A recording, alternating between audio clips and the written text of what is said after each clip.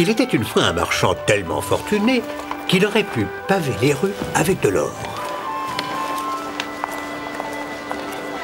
Et habiller son fils des plus belles étoffes. Mais il ne faisait rien de tout cela. Le marchand était un vieil homme avare et méchant. Allez, dépêche-toi, Sweat. Mais père, mes pieds me font mal. Bien sûr qu'ils te font mal, tu ne portes pas de chaussures. Viens.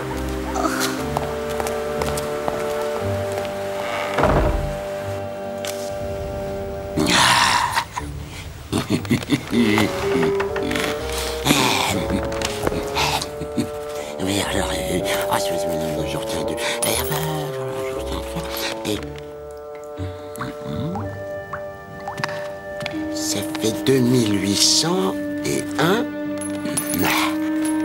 2802.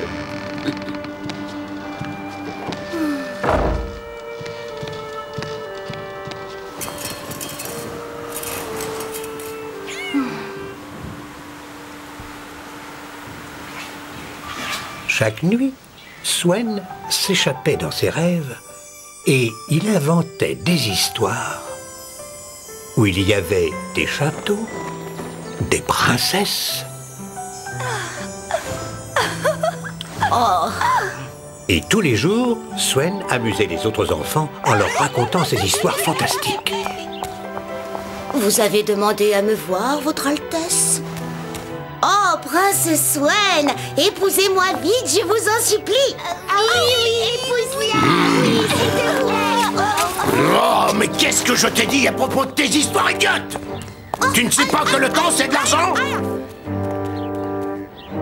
Les années passèrent et le vieil avare mourut. Swen était devenu un jeune homme et aussi un excellent conteur. Swen, en tant que son fils unique, vous héritez de toute la fortune de votre père. Vous voulez dire que je suis riche? Oui, et même très riche. Il faudra penser à investir intelligemment votre argent. Eh bien, ça tombe bien, j'ai toujours rêvé de m'acheter une paire de chaussures. Oui, je vois. Non, du moment que la richesse ne vous fait pas devenir quelqu'un d'autre. Et pourquoi pas? Je ne veux pas qu'on me prenne seulement pour un pauvre conteur d'histoires. Les gens riches s'amusent plus et ont des tonnes d'amis. Leur vie est beaucoup plus intéressante. Mais je trouve que vous êtes un excellent conteur. Ces histoires sont pour les rêveurs. Et qui a besoin de rêver quand on a une aussi grosse fortune? Ce qui me rappelle que j'ai besoin de m'acheter un pantalon tissé d'or. Swen n'avait jamais eu d'argent avant. La plupart du temps, quand une personne en a manqué toute sa vie, elle peut perdre la tête à l'idée de finalement en posséder. C'est magnifique! Vous êtes un vrai génie! Oh, merci, monsieur. Vous êtes si généreux. Mais il manque encore quelque chose. Plus de pièces, peut-être? Oui, c'est ça.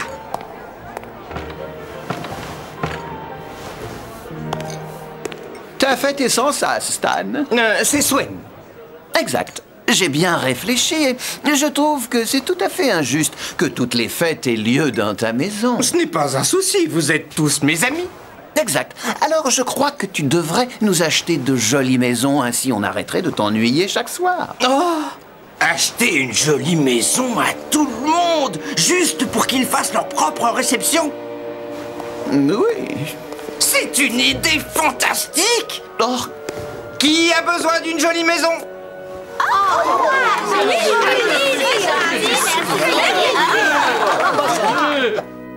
Oh, c'est tout à fait délicieux.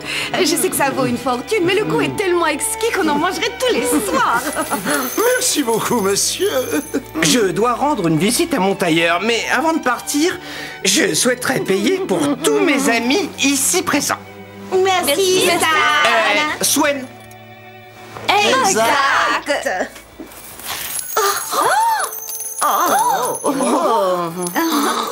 Veuillez m'excuser, je suis désolé, je crois que j'en ai retombé un peu partout. Non, ne t'inquiète pas. Va vite à ton rendez-vous. Je m'en occuperai. C'est gentil. Je te revaudrai ça.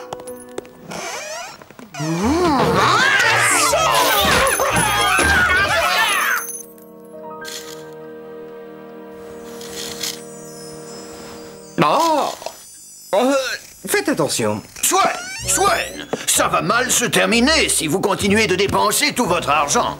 Oh, est-ce que ce tissu est en or? Oui, ça vous plaît?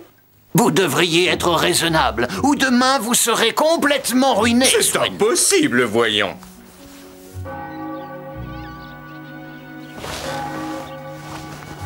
Non.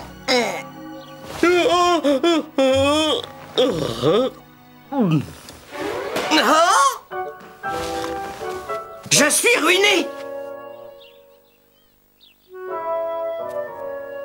Je n'arrive pas à le croire. Il ne me reste plus rien. À part cette lampe. Non. Mais il me reste toujours mes amis. Où avais-je la tête? Et qui a besoin d'argent quand on a des amis? Mais on ne fait pas la fête ici. Que se passe-t-il? J'ai perdu ma fortune. Mais bon, on s'en fiche, non? Bah, attendez, je peux toujours vous raconter des histoires et elles ne coûtent rien du tout. Ah, c'est parce qu'elles ne valent rien du tout. Non, comment ose-t-il me laisser dans ce triste état? Ah, je le savais. Je savais que vous ne me laisseriez pas tomber. Es-tu sûr qu'il ne te reste absolument rien du tout? Je pense qu'il me reste seulement une lampe. Adieu, Stan. Swen. J'ai bien peur que vous soyez obligé de vendre la maison pour rembourser vos dettes. Mais je n'ai pas encore rencontré la belle princesse. Je suis sûr qu'il me reste encore un peu d'argent. Désolé, Swen. J'ai même été forcé de faire fondre vos nouveaux pantalons en or ce matin. Oh, non. Alors ça veut dire que je n'ai plus rien. Plus rien. Je pourrais peut-être vendre mes magnifiques cheveux à un perruquier. Vous ne voulez pas garder votre coffre? Un coffre? Je me disais que maintenant que vous êtes sans domicile, vous pourriez vivre dedans. Non, je ne pourrais pas y vivre. Il n'y a même pas de salle de bain.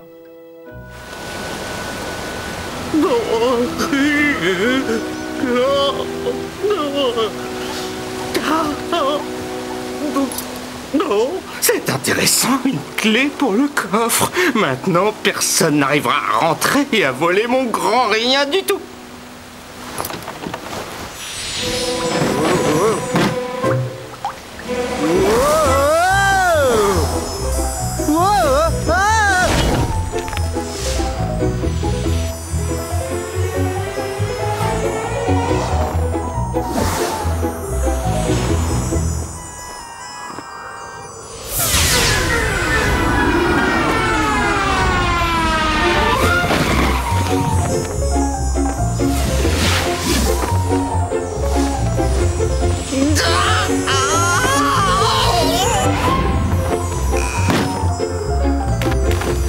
Regardez ça! Mais je vole!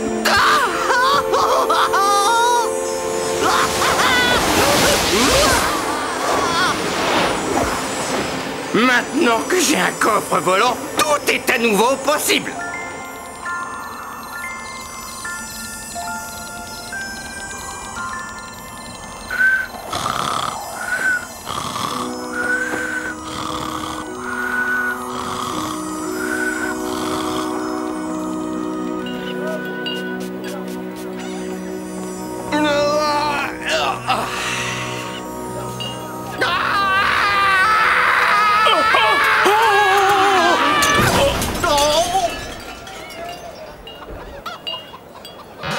Non. Mais qui est-ce qui vit dans un cadre aussi sublime? J'ai bien peur que tout soit ma faute. Écoutez, je suis vraiment désolé pour votre boutique. Un ange vient juste de tomber du ciel et il a choisi ma boutique pour atterrir. En réalité, je ne suis pas un ange, vous faites erreur, monsieur. Non, j'ai bien peur de ne pas pouvoir vous rembourser. mais j'avais l'intention de vendre mes cheveux et j'utiliserai l'argent pour acheter de la colle. Mais pourquoi avez-vous choisi mon étal, cher ange? J'en suis très honoré. C'est la chose la plus merveilleuse qui me soit arrivée depuis que le cheval de la princesse s'est assis sur mon pied. Oh, une princesse? Mais quelle princesse? Elle vit dans le palais.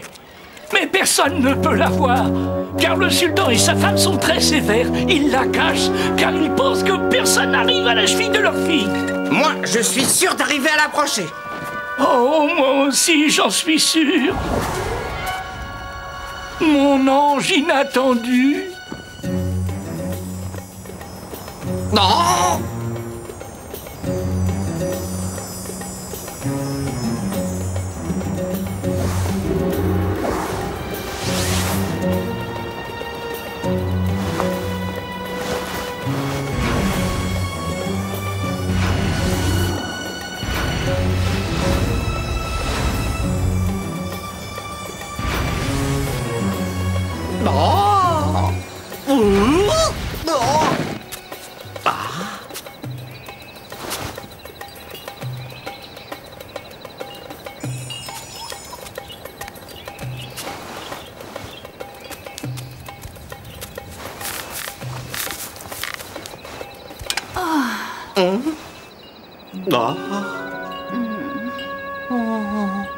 Ma princesse.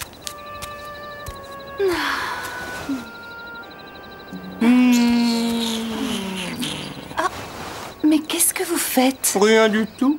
Vous étiez sur le point de m'embrasser? Mais non, non, non, non, non. Oui.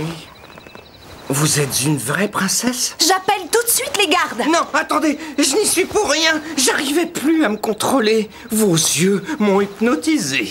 Quoi? Vos yeux sont deux lacs sombres sur lesquels des pensées flottent tel un troupeau de sirènes. Vous pensez vraiment ce que vous dites? Oh oui. Et votre nez? Mon nez? Il n'existe pas d'éternuement assez beau pour un nez aussi ravissant. Et mes oreilles? Eh bien, elles sont très fines. Et vos paroles sont aussi douces que du miel. Êtes-vous un conteur? En réalité, je suis... Swen avait peur de dire la vérité. Et après tout, qui voudrait d'un pauvre conteur? Je suis un ange. Vous êtes un ange? Et qu'est-ce qu'un ange ferait dans ma chambre? Je descends tout droit du paradis et je suis venu vous demander si vous accepteriez d'être ma femme. Dites oui, dites oui, dites oui. Oui. Non. Ce mariage ressemblerait à un conte de fées, l'ange et la princesse. Mais de quoi est-ce que vous parlez? On vient à peine de se rencontrer et on ne va pas se marier. Et qu'est-ce que mes parents, le sultan et la sultane, penseraient? Ne vous inquiétez pas, princesse. Quels parents ne souhaiteraient pas que leur fille se marie à un ange? Mais qu'est-ce qu'il y a là-dedans? Vous n'entendez pas ce que je vous dis? Je ne peux pas vous épouser. Oh, vous vous faites du souci pour rien, princesse. Est-ce que c'est vrai que si je gagne l'approbation du sultan et de la sultane, j'aurai le droit de me marier avec vous? À vrai dire, oui, c'est vrai. Mais je vais être franche en vous disant que c'est une mauvaise idée. Vous et moi, on ne se connaît même pas. Et en plus, jamais personne n'est arrivé à impressionner le sultan et la sultane. Je reviendrai demain et je gagnerai leur admiration. Princesse, avant de partir, est-ce que vous pourriez me donner un souvenir de notre première rencontre? Oui, bien sûr. Et si je vous donnais une mèche de cheveux? Eh bien, en y réfléchissant, je ne veux pas que vous abîmiez votre chevelure avant le mariage. Oh, pourquoi pas cette épée? Maintenant, allez-vous-en. Merci, je la chérirai toute ma vie. C'est de l'or, n'est-ce pas? Au revoir.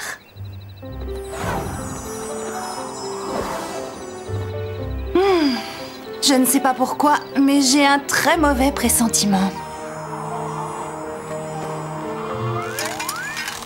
Non! Non! Il est temps que je devienne présentable.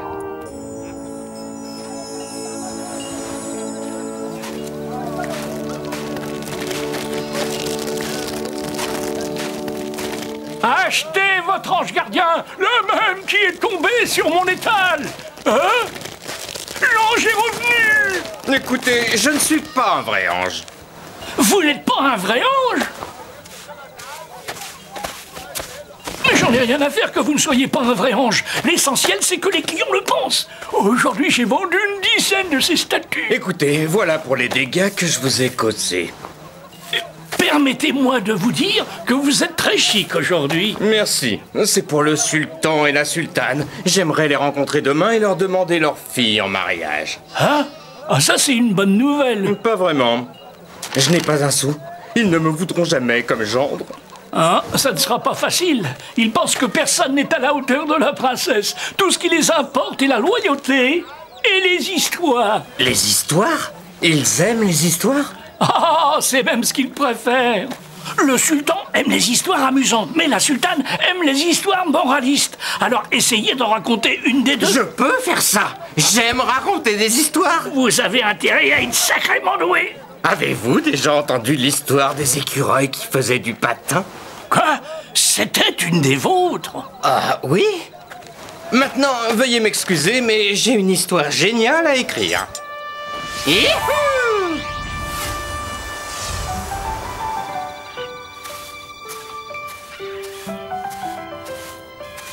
Le sultan aime les histoires amusantes, mais la sultane aime les histoires moralistes.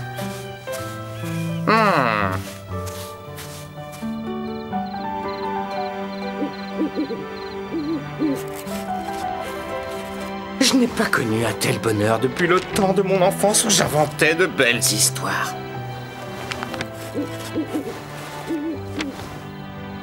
Ça y est, j'ai fini. Youhou! Youhou!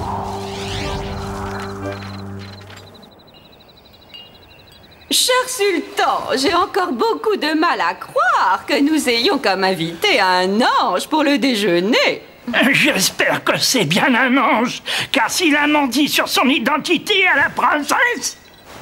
Oh, ne vous inquiétez pas, mon enfant, je reconnaîtrai un ange au milieu d'une foule, et je vous jure que...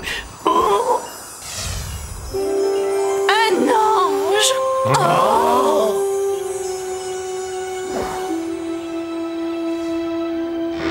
Vos Majestés, voici Monsieur l'Ange. Je crois que c'est bien un ange. Mais comment pouvons-nous être sûrs que cet ange est réel? Il me paraît un peu... bizarre. Est-ce que vous avez vu comme il vole? Relevez-vous. Merci bien, Vos Majestés. Jeune homme, si vous êtes vraiment ce que vous assurez être, je pense que vous devez certainement avoir un cadeau de mariage divin. Je n'ai pas apporté de cadeau de mariage. Oh. Tout ce que j'apporte, c'est une histoire. Mais quel genre d'histoire? C'est une histoire amusante. Mais c'est une histoire aussi très moraliste. Il était une fois une poignée d'allumettes. Et ces allumettes savaient exactement ce qu'elles voulaient. Alors elles mentaient, en inventant des histoires à propos d'elles. Est-ce que vous venez vraiment d'une grande forêt? Oh oui, nous étions le tronc d'un arbre qui était au soleil toute la journée. On était plus riches que tous les autres arbres. On était tellement riches que les feuilles étaient vertes toute l'année. Mais l'arbre qu'est-il devenu après? Oh, après avoir été coupé, le reste du tronc fut emmené pour devenir le mât d'un bateau voyageant autour du monde. Mais seule la boîte à braise n'était pas impressionnée. Pourquoi ne pas vous contenter d'être de bonnes petites allumettes? On est vraiment désolé pour toi, mais toute ta vie tu n'as fait qu'allumer des feux. Et nous, on a vécu tellement d'aventures beaucoup plus excitantes que les tiennes. Comme on a de la chance de vous avoir dans notre cuisine. Oh oui, c'est vrai, nous sommes très honorés. Tu as vu comme nous sommes aimés de tout le monde? Tous les objets de la cuisine se demandèrent qui elle venait chercher. Ils pensaient tous que c'était pour les fabuleuses allumettes. Elle est venue pour allumer un feu. Mais va-t-elle se servir de la vieille boîte à braise ou bien des allumettes?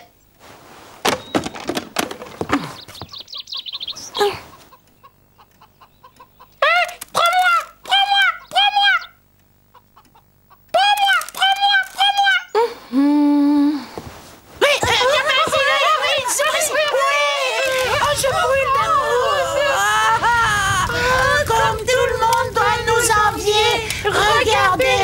flamme, regardez comment brille. Mais les allumettes qui étaient extrêmement soucieuses de plaire et d'être aimées par les autres partirent en fumée. Bravo.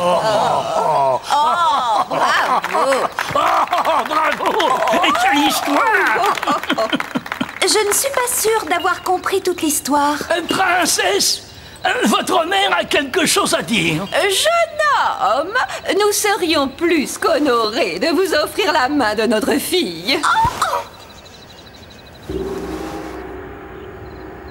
La soirée qui précéda le mariage fut un soir de fête pour toute la ville. Les festivités furent impressionnantes. Mais Swen avait envie de montrer à tout le monde quelque chose de particulier pour être plus admiré.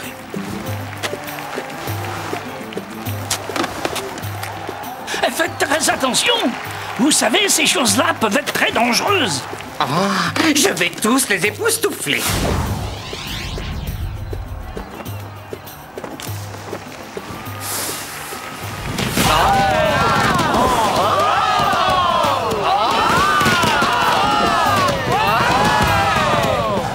Pourquoi cherche-t-il tant à impressionner les autres?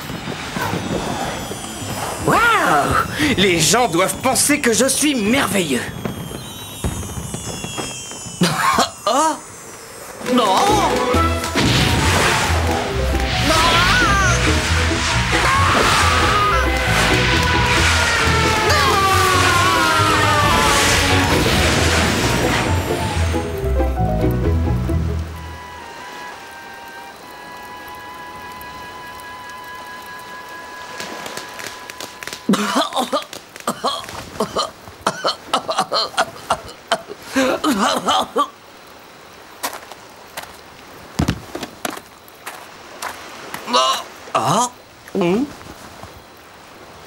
Je suis fichu. J'ai perdu tout mon argent, mon coffre et même ma princesse. Pourquoi est-ce que ça se passe comme ça? Pourquoi? Je ne peux pas vivre sans elle. J'ai besoin de vous, ma douce princesse. Ma princesse. Princesse? Attendez une minute. Je ne lui ai même pas demandé son prénom. Je n'ai jamais aimé l'argent ni les princesses. J'aime tout simplement raconter des histoires. Swen avait appris une bonne leçon. Et à partir de ce jour-là, il n'essaya plus jamais d'être quelqu'un d'autre que lui-même. Et aujourd'hui, Swen parcourt le monde en racontant des contes de fées. Et quand le jeune homme se mit à tourner la clé, le coffre se mit à voler. Et en ce qui concerne la princesse, elle était ravie d'avoir échappé de justesse au mariage avec l'ange. Elle préférait attendre le grand amour. Et elle finit par comprendre l'histoire des allumettes de la cuisine. Tout comme les allumettes qui essayaient d'impressionner tout le monde.